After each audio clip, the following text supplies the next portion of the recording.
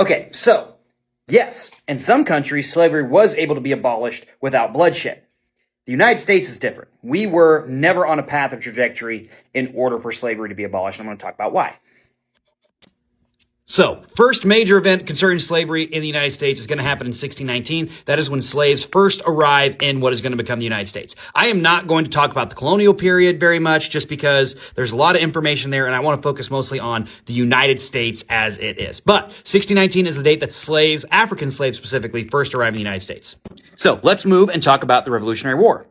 So, in the 1770s to the 1780s, we're going to have the American Revolution. During the American Revolution, you're going to have, a debate over whether or not African American and enslaved troops should fight on the American side, and you're also going to have Lord Dunmore's proclamation. Dunmore's proclamation pretty much spells out loud that any slave who escapes from the South and fights on behalf of the British will be granted their freedom. In 1787, the United States Constitution is going to be passed. Included in it is the Three-Fifths Compromise. The Three-Fifths Compromise states that anybody who is held in bondage, specifically in the South, is worth 3/5 of a whole person. That is exclusively related to African Americans and those African Americans who are held in bondage. In 1800, we're going to have one of many slave rebellions, Gabriel's Rebellion. Slaves in Virginia rose up against their masters, took arms, and tried to get their own freedom through violence. Slaves didn't want to be slaves. Every time there's going to be a slave rebellion, that's not the first one, that's not the last one that's going to happen in American history. We're not even talking about Nat Turner's rebellion or the rebellions that take place in Haiti at the same time.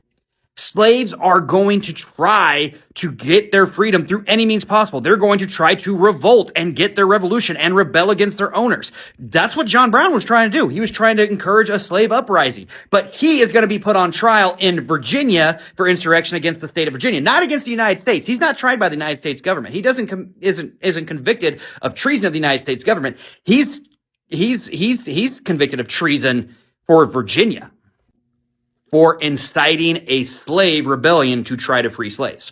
In the 1820s, we're going to have the Missouri Compromise, which is a legal way to try to limit the spread of slavery by saying that slavery will not exist above 3630 and admits Missouri into a state. Thus, knowing that we are heading to a conflict on slavery. You don't compromise on things you don't have a conflict with.